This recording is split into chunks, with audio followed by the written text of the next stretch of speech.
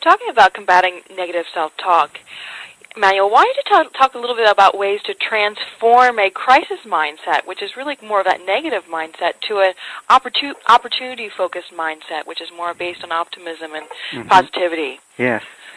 Well, the whole pause region of the experience of pain is also called an impasse.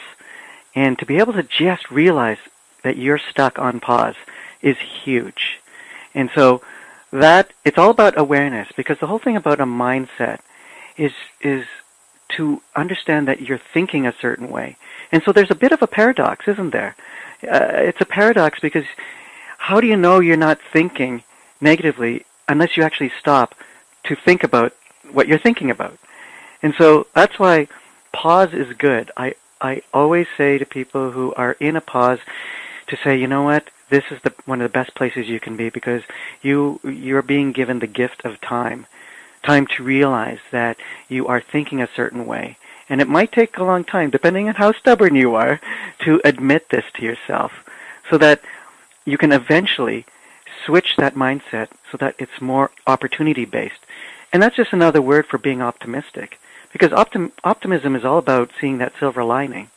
We've all heard that expression, every cloud has a silver lining.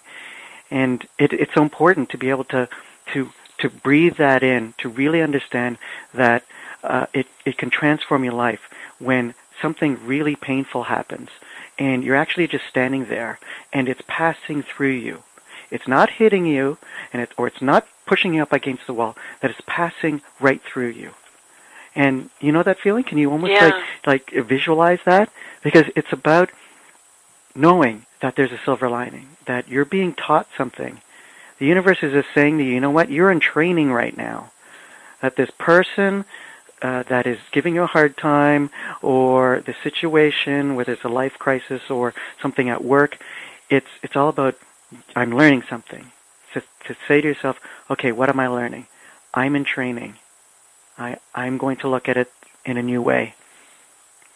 So, would you also say, would you recommend trying something new, like connecting with others and really getting out there? Yes, again, one of my criteria in terms of wanting what you want in your life, more happiness, is not just to energize yourself. That's one. Keep yourself energized and motivated.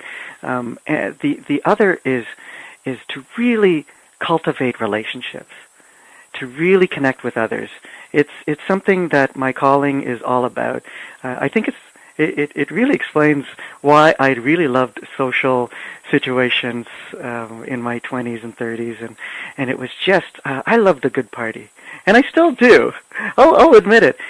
And yet I knew, looking back, that it wasn't about gathering contacts or work. I never schmoozed. I'm doing quote-unquote fingers here. I'd never schmoozed for work. It was about meeting people and really cultivating relationships that fed into my bucket, that filled my energy. And so that's why I always say to people that people are so important. Cultivate relationships.